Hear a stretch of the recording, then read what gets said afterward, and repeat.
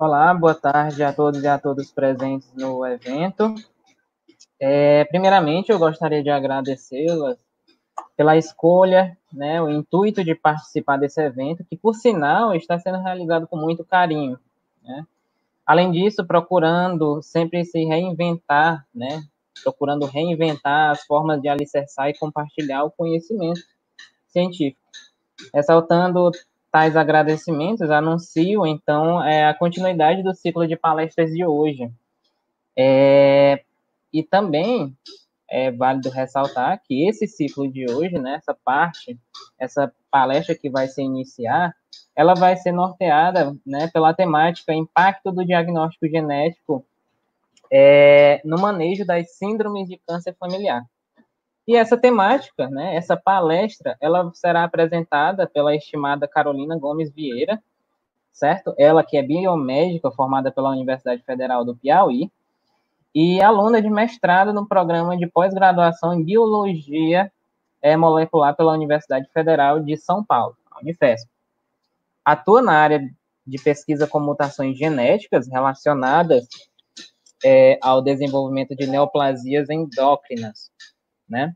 Além disso, eu gostaria de ressaltar que, para aqueles que tiverem alguma dúvida sobre a temática a ser exposta durante a apresentação, a nossa equipe recolherá as mesmas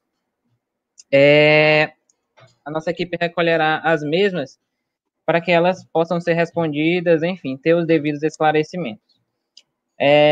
Para aquelas dúvidas que não puderem ser esclarecidas no referido momento, recolheremos as perguntas de igual forma e, em outro momento, pós-evento, lançaremos as respostas em nossos canais, enfim. Por fim, convido assim, a nossa estimada Carolina Gomes Vieira, para que ela tenha, assim, para que ela norteie a temática de então, certo? Então, eu desejo a todos um bom evento e agora eu passo a palavra para a senhorita Carolina. Oi, gente, boa tarde. Obrigada, Pedro, pela apresentação. É um prazer estar conversando aqui com vocês nesse evento organizado por uma liga da universidade que eu me graduei. Estou feliz demais pelo convite. Como o Pedro falou para vocês, meu intuito aqui hoje é mostrar para vocês a importância do diagnóstico genético quando a gente fala do manejo dos pacientes que sofrem da síndrome de câncer familiar. Para começar a falar disso, é imprescindível falar de câncer, tá? O câncer é definido como um grupo de doenças que pode se iniciar em qualquer órgão ou tecido do corpo, quando células que têm alguma alteração genética começam a se proliferar de maneira desordenada e crescem além do que deveriam crescer. Então, elas passam a ultrapassar limites que normalmente elas ocupariam, passam a invadir estruturas adjacentes ali do tecido e podem até mesmo se espalhar para outros órgãos e sistema do corpo.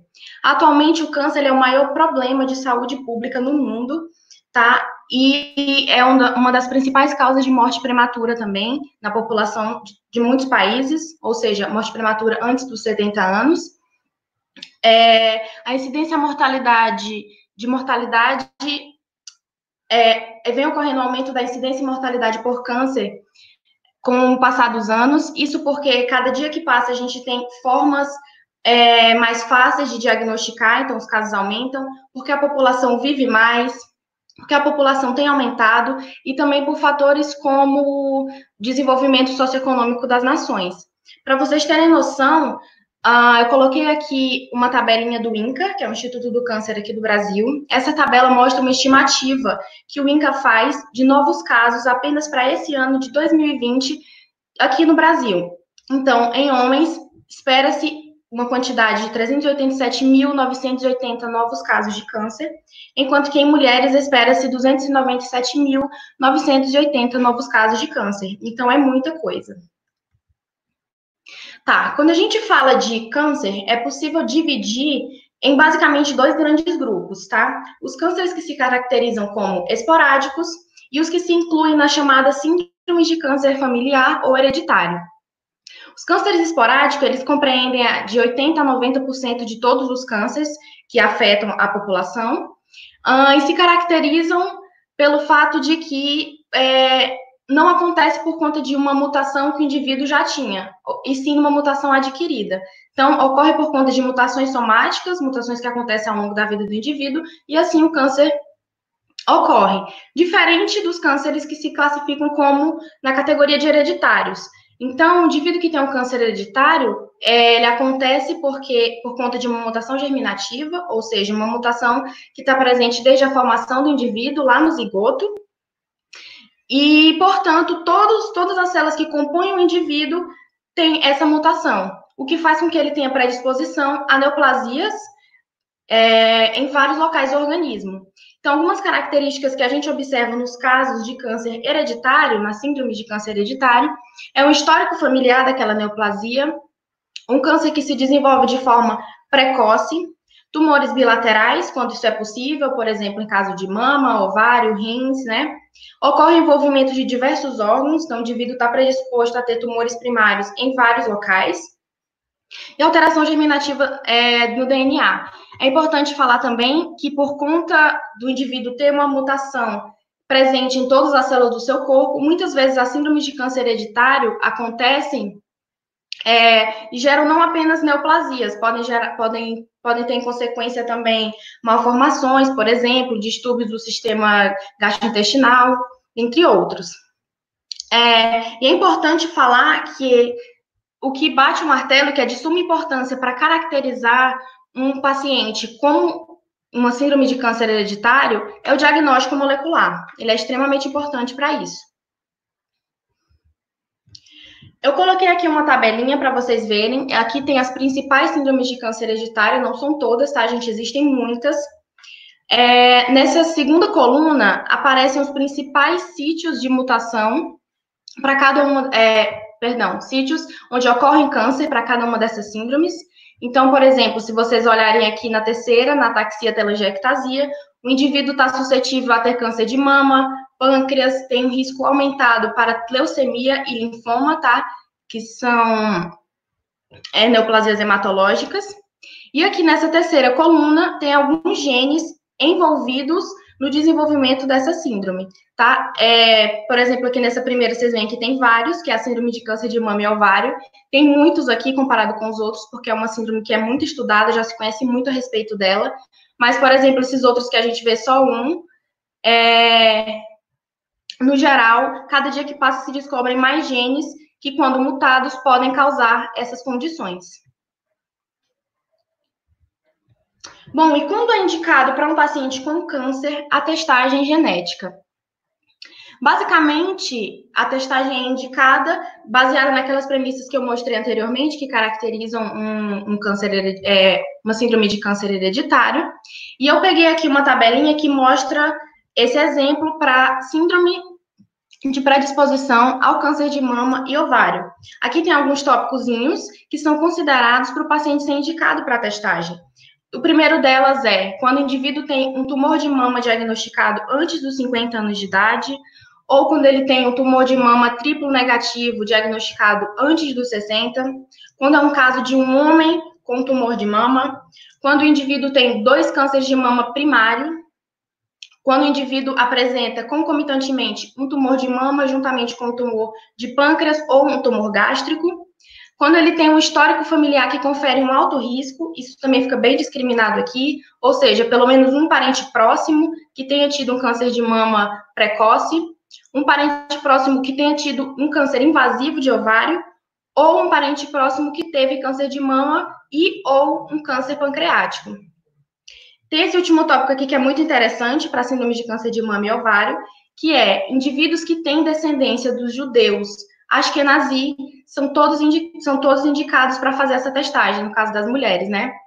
Isso acontece porque, muitos anos atrás, quando essa população vivia isolada numa determinada região da Europa, aconteceu um efeito do fundador. Isso fez com que 3 mutações, 2 em BRCA1 e uma em BRCA2, esses são os principais genes envolvidos com câncer de mama, tá, gente? 3 mutações acabaram se sobressaindo e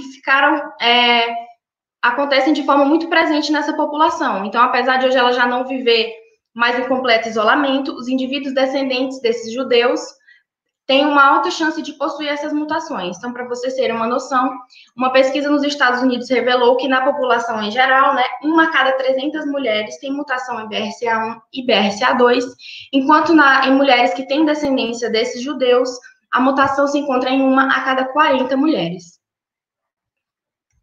Além disso, não posso deixar de falar, a testagem genética também é indicada para casos de tumores muito raros, tá?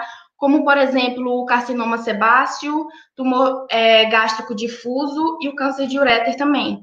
Porque por esses tumores serem raríssimos, já se imagina que apesar de o indivíduo não ter, por exemplo, um histórico familiar da neoplasia ou um aparecimento tão precoce, por eles serem muito raros, existe uma grande chance de existir um componente genético forte, germinativo ali, fazendo com que o indivíduo tenha desenvolvido esse tumor. Bem, basicamente, eu fiz um mapinha aqui para mostrar o workflow do que acontece na clínica, né, com o paciente, que é indicado para testagem genética. Em primeiro lugar, é muito importante que o indivíduo passe pela fase que a gente chama de aconselhamento genético pré-teste. Nesse aconselhamento, é importante que o paciente seja informado do porquê que ele está sendo testado, então, por que a condição dele é indicada para se fazer um teste genético, a importância e os benefícios de ele fazer esse teste e ter o resultado para saber, dos possíveis diagnósticos que ele pode receber, e muito importante também da confidencialidade. Então, só compete a ele o diagnóstico positivo ou negativo, é um dado privado dele.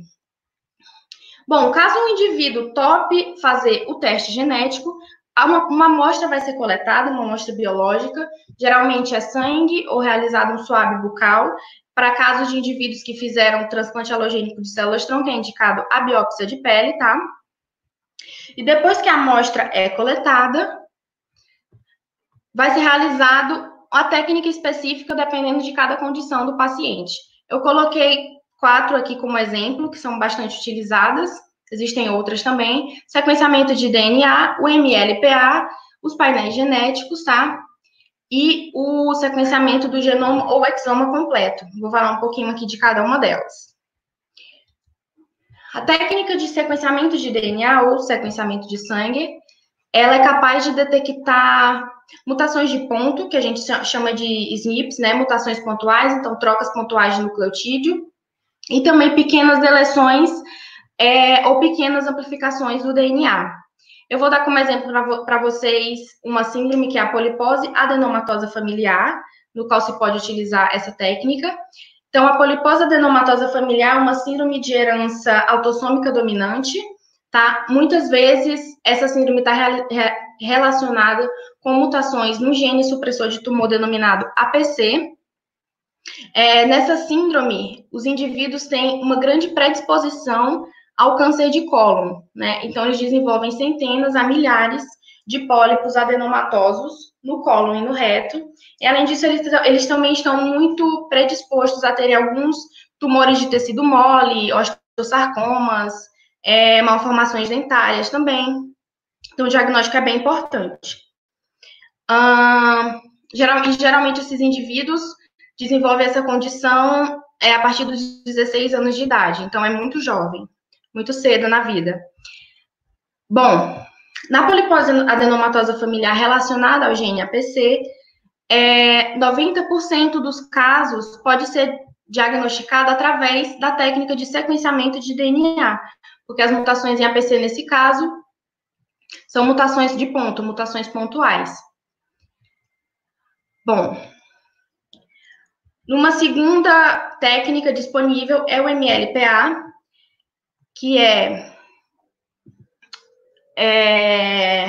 uma técnica capaz de detectar variações em números de cópia, ou seja, ela detecta amplificações, grandes amplificações e deleções do DNA. Então, ela é bastante interessante para os casos de polipose adenomatosa. Isso porque, de 8 a 12% dos casos da polipose relacionados ao gene APC, os indivíduos apresentam grandes deleções, grandes ou pequenas, deleções parciais ou completas do gene APC, tá? Que faz com que eles tenham essa condição. Bom, em terceiro, e um que é bastante utilizado atualmente, são os painéis genéticos. Os painéis genéticos são interessantes, gente, porque com eles você pode analisar um número de genes específico, uma quantidade pequena, vamos dizer assim, mas melhor do que fazer de um por um, né? Uma quantidade de genes interessante para aquela determinada síndrome. Cerca de 8 a 25% dos pacientes com síndrome de câncer hereditário, suspeitos, na verdade, podem ser identificados através dessa técnica, tá? Então, identifica-se variantes patogênicas ou provavelmente patogênicas, e a especificidade dessa técnica é bem parecida com a de sequenciamento, a de MLPA, certo? Eu coloquei aqui um exemplo que eu tirei de um laboratório de verdade, de genética, que faz o teste para polipose adenomatosa familiar. Então, como eu mostrei aqui no slide passado, a gente estava falando da polipose relacionada ao gene APC. Entretanto, existem mutações em outros genes que também predispõem os indivíduos a essa síndrome e podem causar o câncer de cólon, tá? Então, além do APC, nesse painel genético, é possível identificar, né, buscar mutações em mais 6 genes candidatos, né, que potencialmente podem ter envolvimento com a clínica do paciente, e é possível fazer tudo isso ao mesmo tempo. Bom, porém, contudo, entretanto, ainda existem casos que, mesmo após a realização de um painel genético para avaliar uma quantidade de genes, dependendo da síndrome de câncer familiar, de 70% a 92% dos casos, pode ser que ainda não se encontre nenhuma mutação. E aí, apesar de um indivíduo ter diversas características de uma síndrome de câncer hereditário, ele continua sem um diagnóstico concreto. E é por isso que é muito interessante a utilização de técnicas que contemplem uma grande região do DNA, que podem não ter sido contempladas, por exemplo, nos painéis genéticos ou naquelas 2 primeiras técnicas que eu falei, já que elas não contemplam muitos genes. Então, é possível que mutações, a razão pela qual muitas vezes não se encontra a causa genética de uma síndrome familiar é que a base delas é mais complexa e heterogênea do que antes, alguns anos atrás, se imaginava ser. Então, existem alguns genes, por exemplo, que que causam uma predisposição moderada ou baixa do indivíduo ter aquela síndrome. Então, ela é difícil de ser observada na população, ela é rara, então é mais difícil ainda encontrar qual é o gene responsável por causar o quadro do paciente, tá? Portanto, essas técnicas de sequenciamento completo do exoma e do genoma são bastante interessantes. Entretanto, existe aí um grande empecilho, que essas técnicas elas são caras de serem feitas. Para quem viu a palestra anterior do Leonardo, ele falou que ele trabalha com esse tipo de sequenciamento, que é sequenciamento de nova geração. Ele estava comentando que é muito caro, que mesmo na pesquisa aqui no Brasil a gente não tem como fazer, e é verdade, né? É necessário um centro com muitos recursos para fazer isso.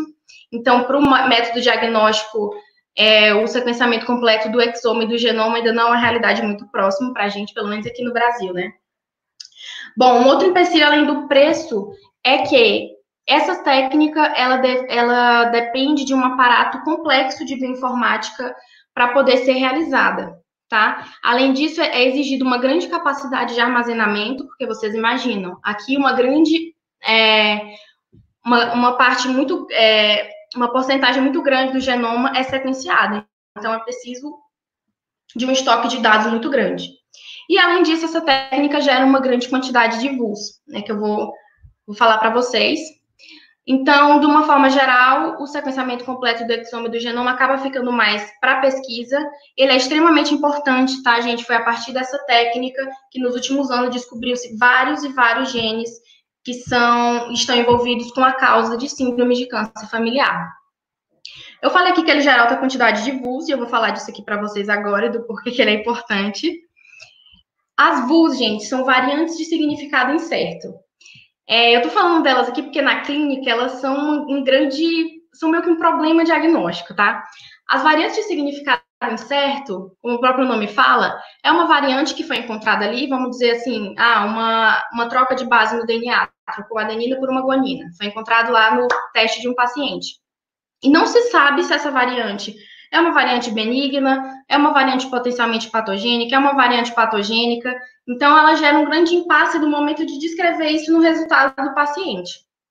Aqui no Brasil, o órgão que regulamenta os laudos genéticos é o Colégio Americano de Genética Médica. E ele informa que as VUs precisam, sim, ser discriminadas lá no laudo. Só que é muito difícil você diferenciar o que é uma variante de significado incerto de uma variante benigna. Aí vocês podem pensar assim, mas por que não informar no laudo? Qual o problema? Às vezes pode gerar um problema para o paciente, tá, gente? De ver uma coisa lá no laudo que ninguém sabe dizer o que é, não sabe informar se aquilo é algo hereditário que tem na família ou não. Isso pode gerar um problema também de interpretação para o médico. Então, tem toda essa questão. Entretanto, é importante que quem está envolvido nessa parte de diagnóstico, né, alimente os bancos de dados da síndrome de câncer familiar com essas VUs. E eu vou falar para vocês por quê. Porque hoje em dia, toda variante que é classificada como patogênica, um dia já foi uma variante de significado incerto, que ninguém sabia muito bem se ela era patogênica ou não, mas aí, a partir do momento que ela é identificada em muitos pacientes, por exemplo, como uma síndrome, já liga aquele alerta de, poxa, essa variante aqui pode estar envolvida aqui no desenvolvimento dessa doença. Então, isso é importante. Então, um dos exemplos da importância do relato dessas VUs é o Enigma. O Enigma foi uma rede colaborativa, gente, criada por pesquisadores de vários lugares do mundo.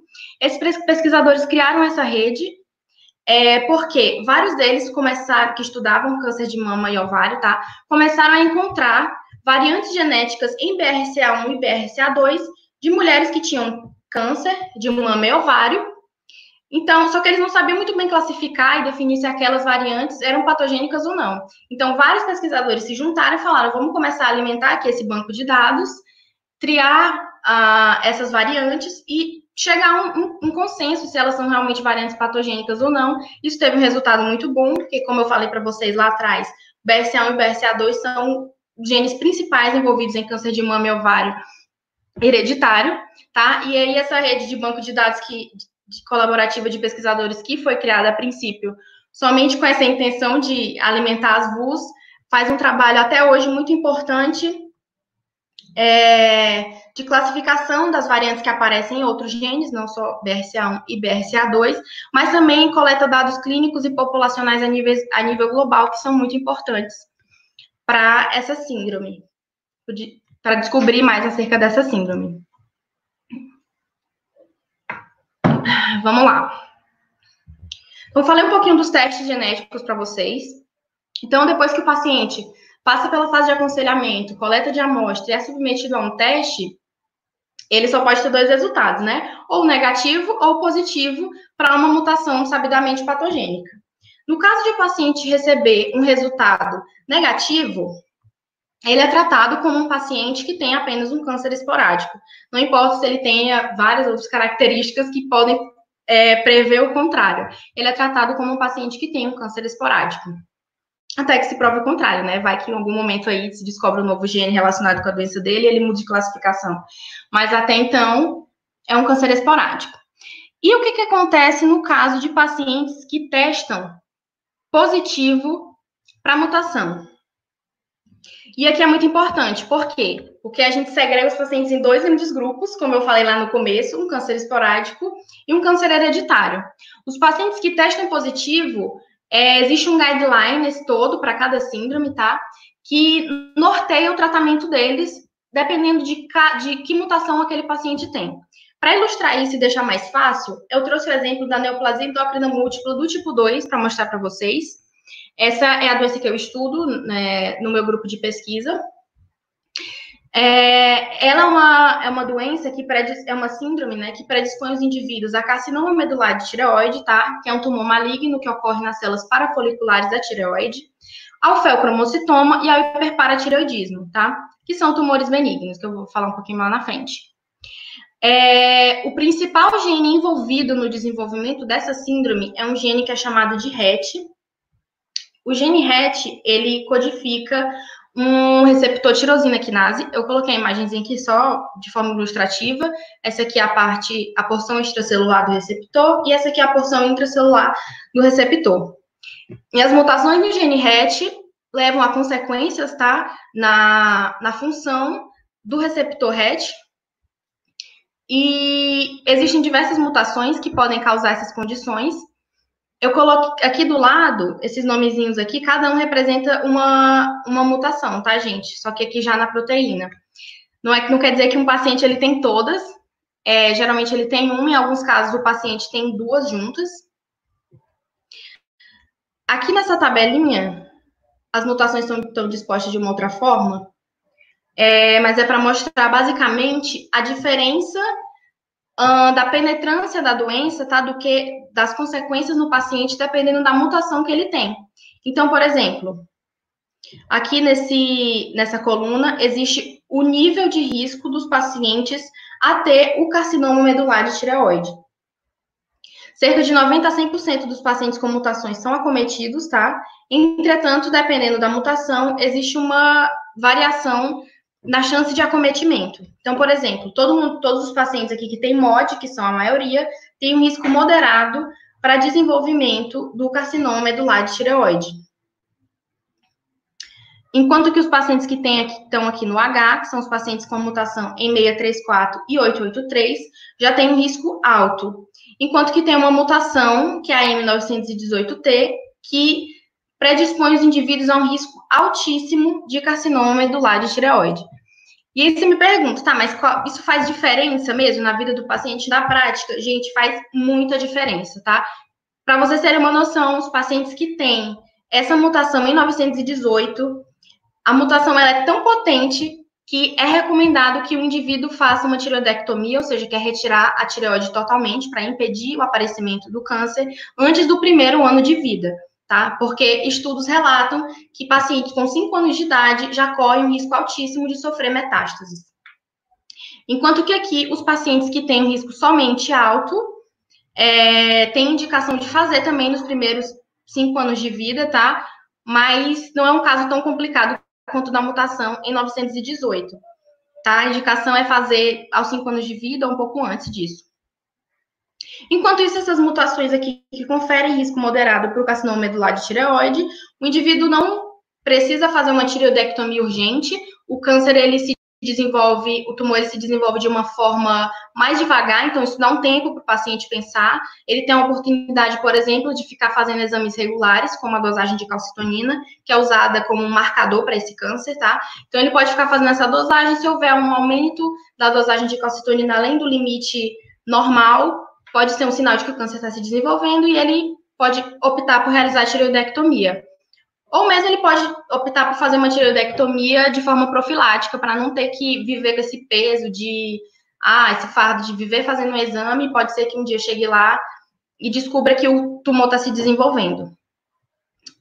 Bom, aí aqui nessa coluninha que tem várias cruzinhas, informa o risco de cada paciente para o feocromocitoma. Gente, o feocromocitoma, ele é um tumor benigno, entretanto, não é porque ele é benigno que ele não afeta a qualidade de vida dos pacientes, tá? O fel, ele pode causar pressão alta, sudorese, taquicardia, cefaleia, certo? Pode gerar risco para os pacientes em algumas situações, como situações cirúrgicas, tá? Então, é um quadro muito importante de ser acompanhado também, apesar de não ser um tumor maligno.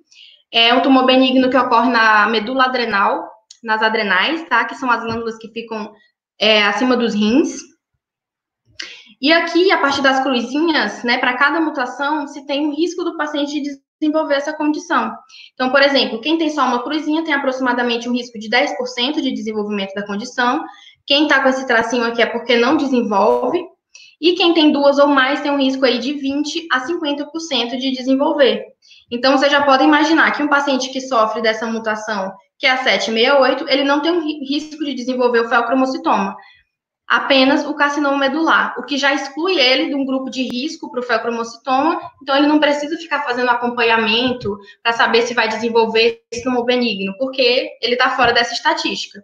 Enquanto que todos esses aqui que têm uma cruzinha, né, têm um risco de desenvolver essa condição e precisam ser acompanhados de forma regular. O acompanhamento para o desenvolvimento do feocromocitoma, gente, é feito a partir da dosagem das metanefrinas, tá? A partir disso é possível prever se esse tumor está se desenvolvendo. Então, os pacientes que correm risco precisam fazer esse acompanhamento, essa dosagem de metanefrinas de forma regular, às vezes a cada 6 meses, a cada 1 ano, dependendo da condição, para monitorar o surgimento do feocromocitoma. Nessa aqui, a gente tem, nessa tabelinha, a incidência de hiperparatiroidismo. O hiperparatiroidismo, ele também é uma condição, é um tumor benigno, só que ele é um tumor benigno que ocorre nas paratireoides.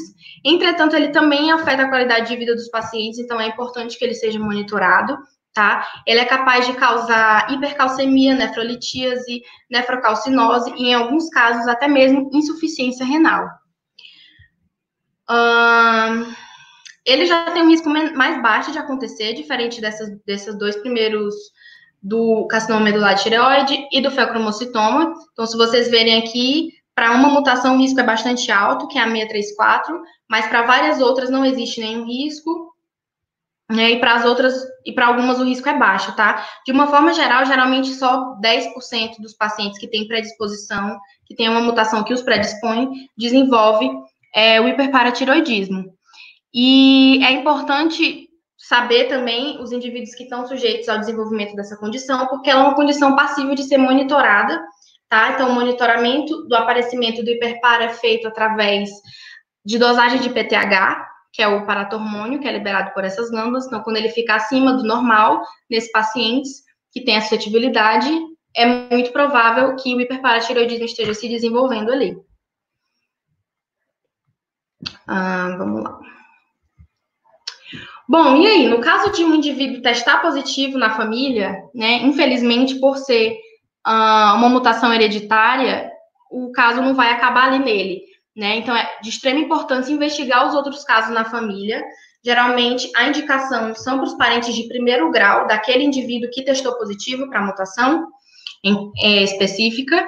Só que no caso dos parentes da família, fica mais fácil de saber quem tem ou quem não tem, porque já é uma testagem mais direcionada, tá certo? Por exemplo, se o indivíduo tem, vamos dar o exemplo dessa última mutação aqui, a M918T, os irmãos, os pais, os filhos dele vão ser testados já em busca da mutação M918T. Bom, o diagnóstico positivo, ele também tem uma implicação bastante importante quando a gente fala de planejamento familiar, tá? Então, o paciente tem que estar ciente de que se ele testou positivo, ele planeja ter um filho, é possível que ele tenha um filho que tenha a mesma condição que ele, né? Então, ele precisa saber, por exemplo, qual a porcentagem de chance de ele ter um filho afetado. Nesse momento, é extremamente importante o aconselhamento genético para esclarecer as dúvidas do paciente. Então, quais as chances de ele ter um filho afetado? Caso ele tenha um filho afetado, se existe um tratamento profilático para ser feito. E também, se o caso ele tenha um filho teste positivo, o filho dele vai precisar de um acompanhamento pelo resto da vida para fazer essa monitorização aí do aparecimento de alguma neoplasia. Bom, existem também algumas implicações psicossociais, tá, nesses casos. Isso porque, bom, vocês podem imaginar um indivíduo que testou positivo para uma mutação hereditária que predispõe ele a vários tipos de câncer, isso pode gerar ansiedade, medo, preocupação, dúvida, tá? Isso é muito bem relatado em alguns trabalhos de psicologia. Em algumas situações também ocorre um abalo das relações familiares, isso porque, às vezes, um paciente, sei lá, o primeiro que descobriu a mutação na família pode se sentir culpado pelo diagnóstico positivo de algum outro membro da família, pode gerar esse tipo de estresse. E por conta disso, é muito importante que a equipe de aconselhamento genético seja uma equipe interdisciplinar, né? Seja uma equipe que contém, por exemplo, psicólogos, assistentes sociais, para lidar com essas situações. Diagnóstico genético no SUS.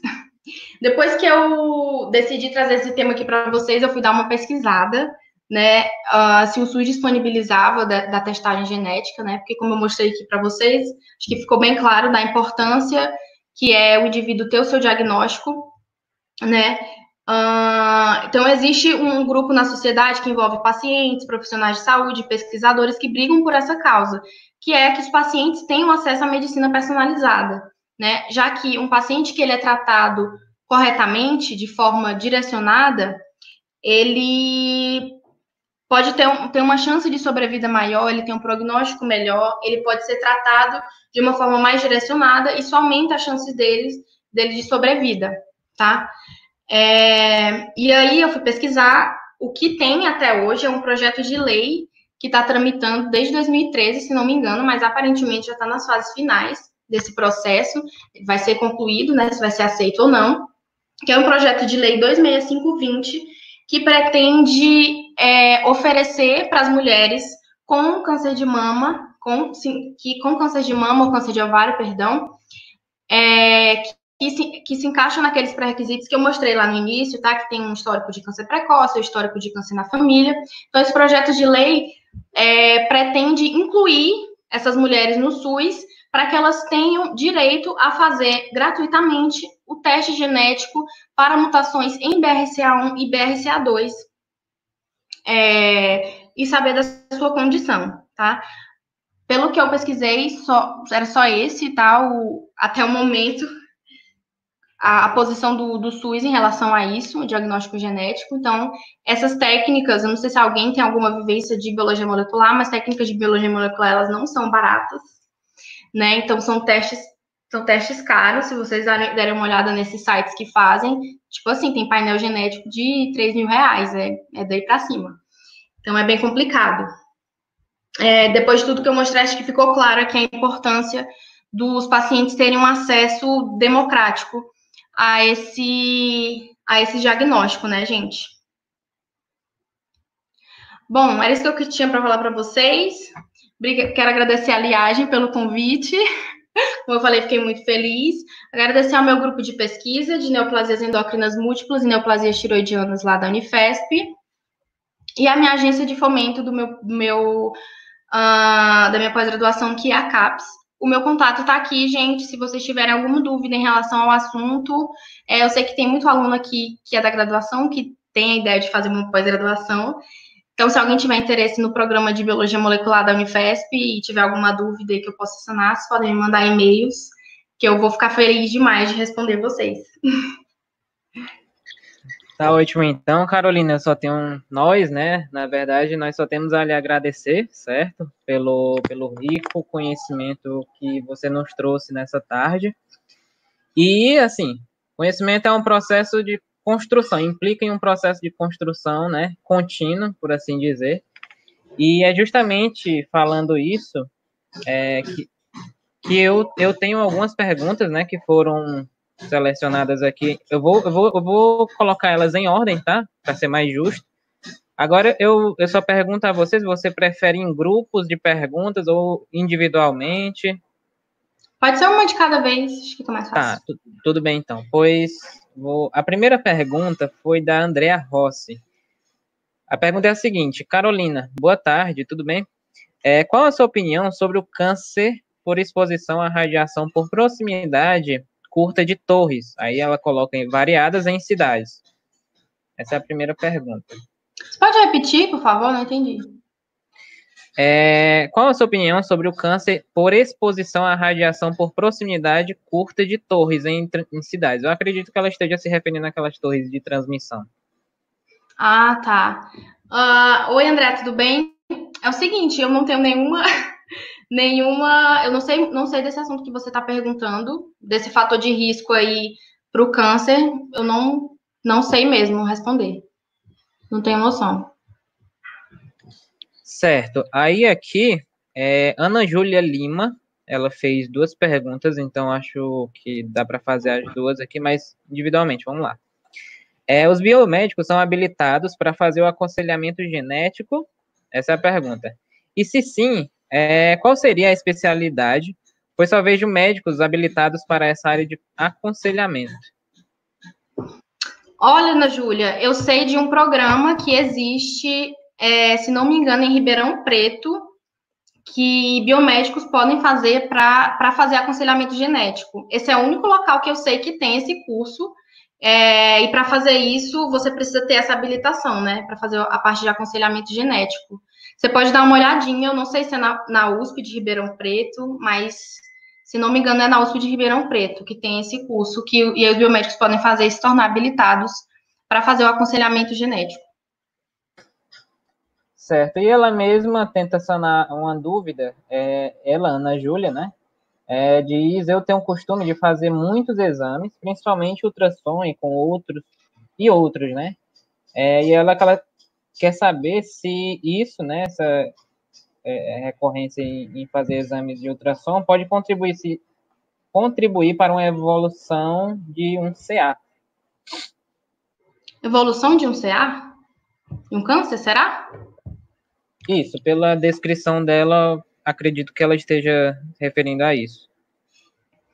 Olha, até onde eu sei, o ultrassom não confere um fator de risco para câncer. Geralmente, o que pode contribuir para mutações somáticas, né, e consequentemente causar um câncer, são aqueles exames que envolvem radiação, por exemplo, raio-x, né, radiações ionizantes. Certo. A Carline Mirelli Mascarenhas Freitas, ela diz, minha filha tem hipotireoidismo e ela faz acompanhamento. Ela corre risco de ter câncer? Olha, se você está associando o hipo com essa condição que eu falei, não, tá? O hiperparatiroidismo que eu mencionei aqui, ele é uma condição que ele acontece em consequência do indivíduo já ter uma mutação, tá? Então, não acontece esse oposto. Então, da sua filha ter um hipotireoidismo e desenvolver um câncer por conta disso. Tá entendendo? Pronto. A Lívia de Moraes Pereira diz, Carolina, você está fazendo mestrado de biologia molecular, pelo visto, com células de câncer. Ou algo do tipo. Aí, no caso, a pergunta é necessário trabalhar em hospitais para fazer suas análises de pesquisa? Então, eu trabalho sim com câncer, mas eu não trabalho com célula. Tem gente que trabalha com essa parte de cultura celular. Na minha pesquisa, eu trabalho somente com as amostras dos pacientes que têm câncer e eu faço aquelas técnicas que eu mostrei, eu faço algumas, justamente em busca de mutações nessas amostras. Eu não trabalho com cultura de célula. Qual foi a segunda pergunta do hospital? Repete para mim, por favor.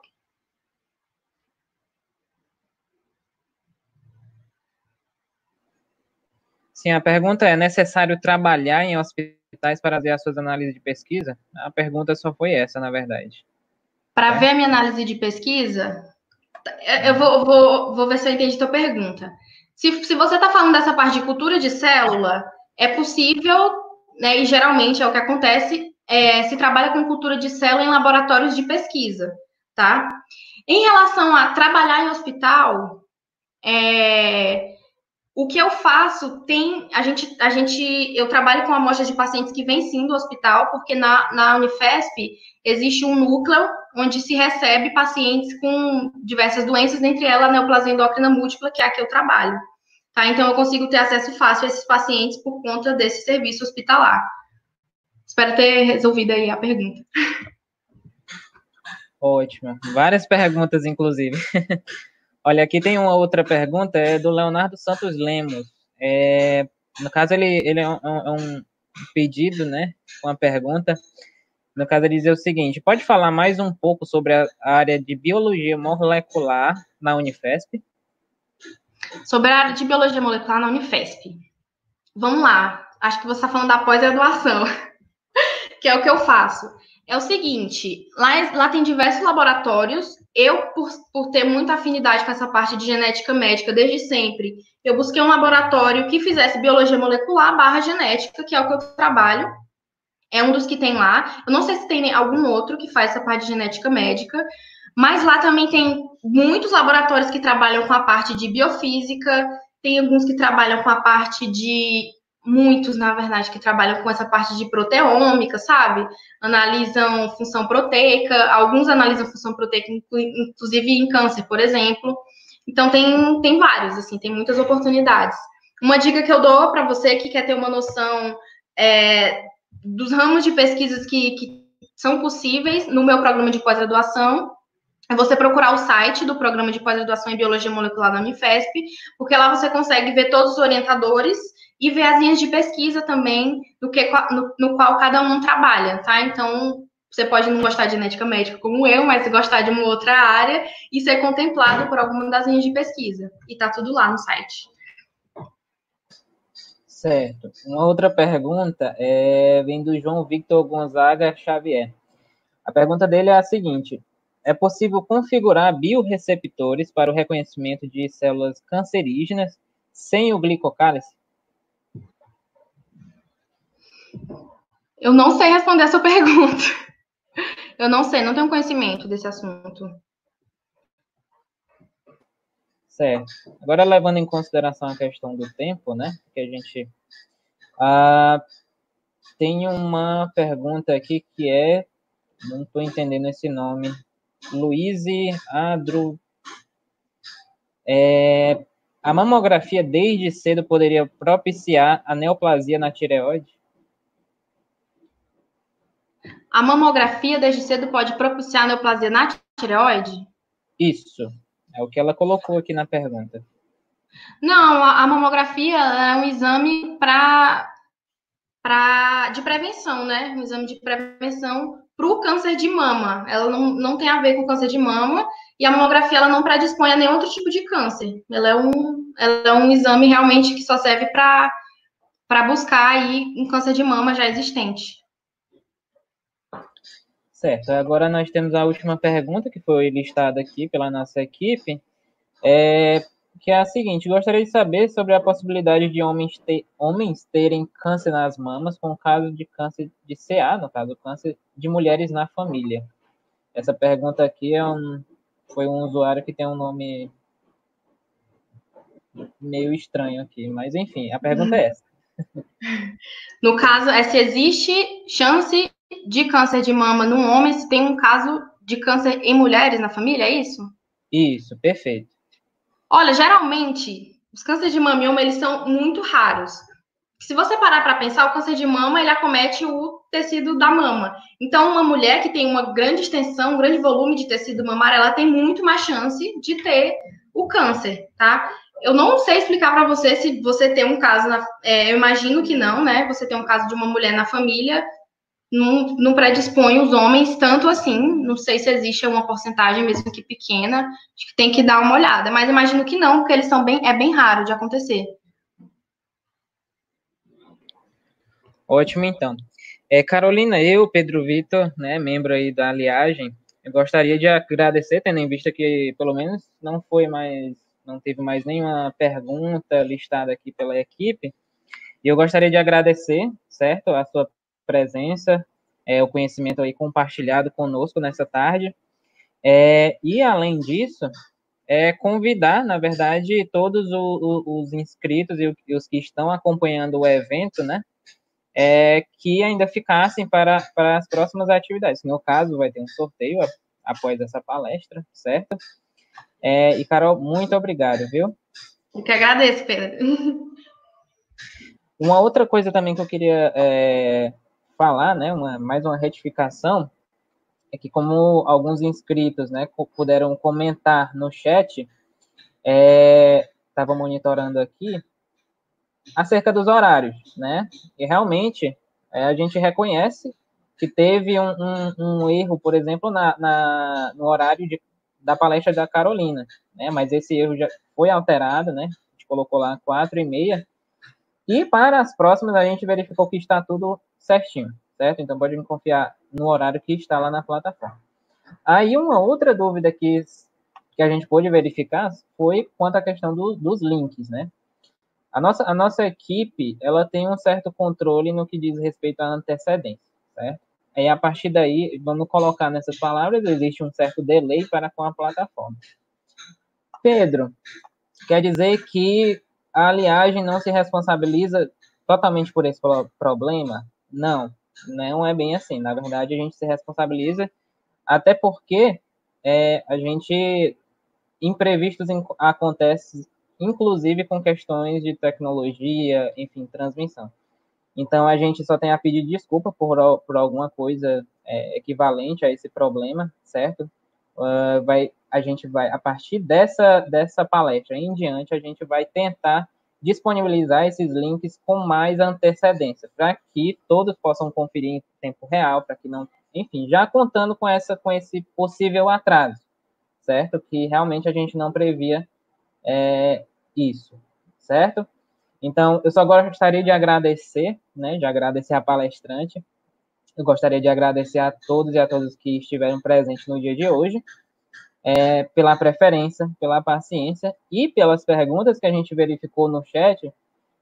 Nós podemos visualizar, perceber como é que eu posso dizer, a ligação dos inscritos para com a palestra, para com o conteúdo que estava sendo exposto, certo? Então, eu convido todo mundo para que fique conosco durante todo esse ciclo, todo esse evento, né? Mais palestras estão por vir. E, por hoje, a gente fica agora, né, com o ligante Humberto Cunha, que ele vai ser responsável aí pelo sorteio, certo? Então, muito obrigado.